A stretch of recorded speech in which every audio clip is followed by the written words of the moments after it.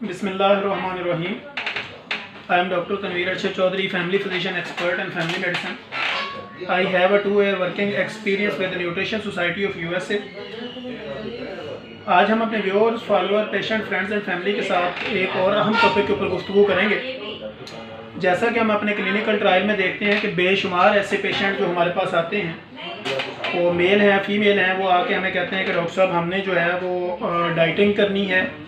अपना weight reduce करना है, आगे कोई शादी आ रही है, कोई फंक्शन आ रहा है या कोई इस तरह का कोई भी मसला होता है तो लोग फौरी तौर पे आते हैं ताकि हमने जो है ना वो अपना वेट रिड्यूस करना है और जल्द अज जल्द करना होता है। अब वो कहते हैं कि हमें कोई ऐसा डाइट प्लान बताएं और डाइटिंग हमारी कोई इस कैटेगरी की शुरू करवा दें या कोई ऐसी हमें गाइडलाइन दे दें कि हमारा जो है वो दिनों में वेट जो है वो रिड्यूस हो जाए और ओवर वेट या फैट जो है ना वो हमारी बॉडी से ख़त्म हो जाए। अब हम अपने पेशेंट और जितने भी हमारे व्यूअर्स हैं, फॉलोअर्स हैं, देखने वाले हैं, विजिटर्स हैं, हम उनको ये बताना चाहते हैं कि बेसिकली डाइट और एक्सरसाइज ये दोनों की टाइम लिमिट क्या होनी चाहिए और डाइट और एक्सरसाइज करते वक्त आपको किन चीज़ों का ख्याल रखना चाहिए ताकि जल्द से जल्द जो है वो आप अपने टारगेट को अचीव कर सकें जो आपने सेट किया है वेट रिड्यूस के हवाले से। जैसा कि आप जानते हैं कि बहुत सारी डाइटिंग वाली मेल फीमेल जब हमारे पास आती हैं तो हम कम से कम 2 से 3 हफ्ते तो प्रॉपर उनकी ये देखते हैं कि जो हम इनको गाइडलाइन दे रहे हैं, जो हम इनको परहेज़ बता रहे हैं, जो हम इनको एहतियातें बता रहे हैं, तो पहले 2 हफ्तों में हम ये देखते हैं कि पेशेंट जब हमारे पास फीडबैक के साथ आता है तो हम देखते हैं कि इसने अपनी डाइट में कौन सी चीज़ें जो है वो कम खाना शुरू की हैं, कौन सी चीज़ें जो है वो हमारी हदायत के मुताबिक जो है वो उसको करना शुरू किया। तो तब हम जाके उस पेशेंट को सीरियस लेते हैं कि अब ये जो है वो कंसर्न है अपना वेट रिड्यूस करने के लिए। वैसे तो कई विजिटर हमारे पास आते हैं, वो पढ़ते हैं बाहर लिखा हुआ और फौरी अंदर आते हैं, कहते हैं डॉक्टर साहब मैं भी वेट रिड्यूस करना चाहता हूँ ताकि जल्द से जल्द मुझे कोई ऐसी गाइडलाइन दें और मैं दिनों में जो है ना वो सिलम स्मार्ट हो जाऊँ। तो हमें पता होता है कि ये पेशेंट इतना सीरियस नहीं है, ये जस्ट आया है, इन्फॉर्मेशन ली है और इसके मुताबिक हम इसको कोई गाइडलाइन देंगे भी तो ये उसके ऊपर अमल नहीं करेगा, लिहाजा इसके ऊपर टाइम वेस्ट करने का कोई फ़ायदा नहीं होता। जब हम देखते हैं कि कोई पेशेंट मेल फीमेल कंसर्न होता है कि वो प्रॉपर अपना वेट रिड्यूस करना चाहता है तो फिर हम उसको प्रॉपर डाइट बताते हैं, प्रॉपर उसकी एहतियात बताते हैं और जो डाइट उसने खानी होती है वो उसको बताते हैं ताकि वो उसके हिसाब से जो है वो उसकी बॉडी का फंक्शन जो है वो सही तरीके से चले और वो जल्द से जल्द अपने टारगेट को अचीव करे और अपना वेट रिड्यूस करे। अब सबसे पहले मैं अपने viewers, follower, patient, friends, families, देखने वाले विजिटर्स को ये बताना चाहता हूँ कि हम जिसका भी वेट रिड्यूस करना चाहते हैं या हमारे पास वेट रिड्यूस के लिए लोग आते हैं या वो अपना ओवर वेट होते हैं तो हम उनको सबसे पहली गाइडलाइन जो देते हैं उनको 3 चीज़ें हम समझाते हैं कि आपने अपनी बॉडी के अंदर कार्बोहाइड्रेट्स यानी कार्ब्स जो है इनकी तादाद को कम करना है, कैलोरीज को आपने कैलोरीज जितनी लेनी है उसको कम करना है, प्रोटीन के लेवल को आपने बढ़ाना है, फाइबर के लेवल को बढ़ाना है और फैट को हमने अपनी बॉडी से कट ऑफ करना है। तो ये प्रोसीजर है आपके वेट रिड्यूस का। अब पेशेंट को जब हम कार्ब कहते हैं कि जी आपने कार्बोहाइड्रेट्स वाली चीज़ें कम लेनी हैं तो उसमें हम उनका वाइट फ्लोर यानी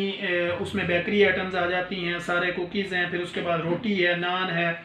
या इस तरह की खमीरी रोटियां हैं, तली हुई चीज़ें हैं, पराठे हैं, बड़ा गोश्त है, चिकनाइयाँ हैं, जितने भी मिर्च मसाले होते हैं या शुगर है, बहुत ज़्यादा नमकीन चीज़ें हैं, पिज़्ज़े हैं, फास्ट फूड जितना भी, इसके बाद कोल्ड ड्रिंक है, ये हम उसको कहते हैं कि आपको ये चीज़ें बंद करनी पड़ेगी। तो पेशेंट फौरी हमें ये सवाल करता है कि अब मैं खाऊंगा क्या। तो हम पेशेंट से ये कहते हैं कि आपने एक तो सैलड का ज़्यादा इस्तेमाल करना है, फाइबर वाली चीज़ें ज़्यादा इस्तेमाल करनी है, बॉयल एग लेनी है, उबला हुआ दूध बगैर मलाई के आप ले सकते हैं, इसी तरह आप ब्लैक चने भुने हुए उनको भी इस्तेमाल कर सकते हैं। कोई भी फ्रूट उसकी क्वांटिटी और क्वालिटी को मद्देनज़र रखते हुए उसको आप किसी एक टाइम में अपनी बॉडी में इंटेक कर सकते हैं। बॉयल चिकन का इस्तेमाल कर सकते हैं और ये चीज़ें लेने से आपकी बॉडी की प्रोटीन और फाइबर क्वालिटी जो है वो बराबर बरकरार रहेगी और इस तरह जो है वो आपकी बॉडी में कार्बोहाइड्रेट्स जो है ना उनकी तादाद कम हो जाएगी, कैलोरीज की तादाद कम हो जाएगी। तो एक चीज़ आपको लॉजिकली समझनी है कि जितनी भी आप कार्ब्स लेते हैं, मसलन ये वाइट फ्लोर वाली bakery items, fast food, cold drink, चाय, कॉफ़ी, जितनी भी चीज़ें लेते हैं ये बेसिकली कार्बोहाइड्रेट्स में आती हैं। कार्बोहाइड्रेट्स का मतलब ये है कि आपकी बॉडी के अंदर इंसुलिन का लेवल बढ़ जाता है क्योंकि इंसुलिन एक हार्मोन है और जो आपका पेंक्रियाज है वो एक ग्लैंड है। तो जब इंसुलिन का लेवल आपकी बॉडी में बढ़ जाएगा तो आप जितनी मर्जी डाइटिंग करें तो आपकी जो फैट है वो रिड्यूस नहीं होगी, आपका वेट कम नहीं होगा। इसलिए इसका लॉजिक ये होता है कि जब हम आपको डाइटिंग बता रहे होते हैं तो हम सबसे पहले आपके कार्बोहाइड्रेट्स की तादाद बॉडी में कम करते हैं ताकि इंसुलिन जो है वो टूटना शुरू, इंसुलिन के ज़रिए इंसुलिन का लेवल जैसे आपकी बॉडी में कम होगा, फैट टूटना शुरू होगी। जैसे ही आपने अच्छे दिनों में खुराक वगैरह ली होती हैं, खाना वगैरह बहुत अच्छे अंदाज में खाया होता है, या आप अपनी प्रॉपर रूटीन में चल रहे होते हैं, तो ऐसी कंडीशन में 15 to 20 kg फैट जो है वो बॉडी में आपके ऑलरेडी स्टोर होती है। ये एक नेचुरल अमल है कि जब आप बीच में अगर कुछ दिन खुराक खाना ना भी खाएं तो यही फैट जो है वो आपके अंदर इंजन ऑयल का काम करती है और आपकी बॉडी को प्रॉपर फंक्शन करने में मदद देती है। लिहाजा हम जब भी पेशेंट को कहते हैं कि कार्बोहाइड्रेट्स को रोकेंगे तो आपका इंसुलिन का लेवल कम होगा। इंसुलिन का लेवल कम होगा, जो आप एक्सरसाइज कर रहे होंगे, डाइटिंग कर रहे होंगे, तो उसके ज़रिए से जो आपकी स्टोर शुदा फैट होगी वो उसमें टूटना शुरू हो जाएगी। इसी तरह जब हमारे पास आप मेडिकेशन के लिए आते हैं, dieting plus medication plus exercise, तो हम ऐसी मेडिकेशन करते हैं कि जो आपकी बॉडी में स्टोर चर्बी है वो टूटना शुरू हो जाए और नई चर्बी जो है वो बॉडी में स्टोर ना हो। तो ये फंक्शन होता है कि आपको फास्टली वेट रिड्यूस कराने के लिए आपको जब डॉक्टर से कंसल्ट करते हैं तो डॉक्टर ने ये देखना होता है कि आपकी बॉडी की क्या रिक्वायरमेंट है, आपकी बॉडी की फिजिक कैसी है और फैट आपकी बॉडी में किस तरह रिड्यूस होगा। तो यही बेसिकली हम एक प्लान आपको देते हैं और फिर उसके मुताबिक हम आपको कहते हैं कि आपने एक्सरसाइज करनी। अब एक्सरसाइज में होता ही है कि जब पेशेंट एक्सरसाइज के लिए जाता है, वर्जिश के लिए निकलता है, वो आधे घंटे से 45 मिनट या 45 से लेकर वो 1.5 आवर्स कंटिन्यूसली जब वो वॉक करता है, अब अपनी बॉडी को एक्सरसाइज करता है, जिम ज्वाइन करता है, तो फिर वो हमारे पास 4-5 दिन के बाद एक नए फीडबैक के साथ आता है कि जी मैंने डाइटिंग की और उसके बाद एक्सरसाइज की, अब जो है ना वो मेरे पट्ठों में खिंचाव हो गया, मेरे जॉइंट्स में पेन निकल आई है, मेरी लेग्स जो है ना वो काम नहीं कर रही, हर जगह पे मेरी बॉडी में टूट फूट हो रहा है।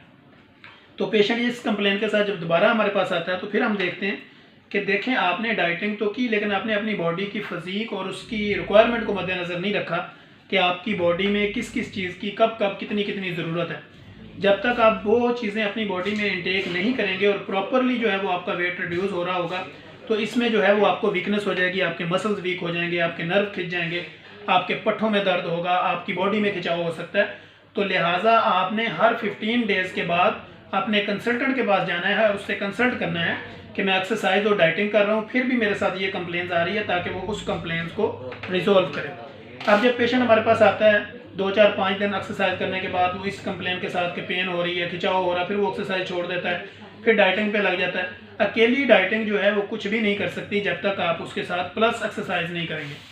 तो लिहाजा जब भी एक्सरसाइज करें आप अपने माइंड सेट में रखें कि कम से कम 4 to 6 वीक जो है वो आपकी बॉडी में चेंजिंग आएगी, खिंचाव आएगा, दर्द आएगी, वीकनेस पैदा होगी। तो आपने उस वीकनेस को दूर करने के लिए बॉयल एग की सफ़ेदी लेनी है, उबले हुए दूध का 1 गिलास लेना है। इसी तरह बॉयल चिकन का इस्तेमाल कर सकते हैं, सैलड का इस्तेमाल कर सकते हैं और कभी कभार अगर आप चाहें तो बीच में कोई शॉर्टली कभी कभी एक आधा फ्रूट भी ले सकते हैं। लेकिन प्रॉपर आपने कोशिश करनी है कि सैलड लें, ग्रीन टी लें, ब्लैक कॉफ़ी का इस्तेमाल कर सकते हैं, फ्रेश जूस को ले सकते हैं और इसी तरह आप बॉयल चिकन ले सकते हैं, फ़िश ले सकते हैं।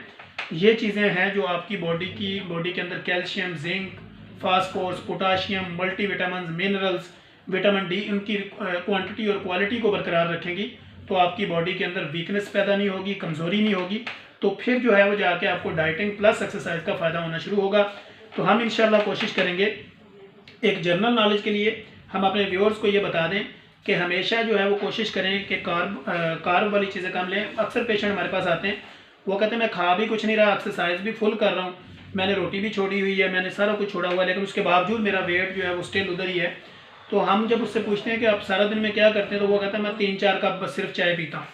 अब आप देखें, जब आप 1 कप चाय लेते हैं उसमें 2 चम्मच अगर शुगर ऐड करें तो 3 कप पूरे दिन के अंदर लें, तो इसका मतलब ये है कि आपने 6 चम्मच चीनी इंटेक कर ली। 6 चम्मच चीनी इंटेक करने का मतलब ये है कि आपने पूरे दिन का कार्ब जो आपने 2 रोटियाँ या 3 रोटियाँ खा के लेना था, वो आपने 6 चम्मच चीनी की सूरत में, चाय की सूरत में आपके अपनी बॉडी में इंटेक कर लिया। लिहाजा इंसुलिन का लेवल बरकरार रहा और आपकी फ़ैट टूटने का अमल रुक गया। इसलिए हम कहते हैं कि जब भी आपने वेट रिड्यूस करना है, डाइटिंग करनी है, एक्सरसाइज करनी है, तो आपको कार्बोहाइड्रेट्स का मुकम्मल बाइकाट करना पड़ेगा। फाइबर और प्रोटीन को अपनी बॉडी में ज़्यादा तादाद में इंटेक करना पड़ेगा, तो जाके आपको वेट रिड्यूस आपका होना शुरू होगा। तो इंशाल्लाह हम कोशिश करेंगे कि नेक्स्ट एपिसोड के साथ आप लोगों को इंसुलिन रेजिस्टेंस के बारे में बताएंगे कि जब इंसुलिन आपकी बॉडी में पैदा होता है, लबलबा ग्लैंड जब इसको चला रहा होता है, इंसुलिन का बॉडी में फंक्शन क्या है। हम इंशाल्लाह नेक्स्ट एपिसोड के अंदर अपने व्यूअर्स के साथ ये डिस्कस शेयर करेंगे और एक नई रिसर्च लेके आएंगे। तब तक के लिए इजाज़त दीजिए। अल्लाह हाफिज़।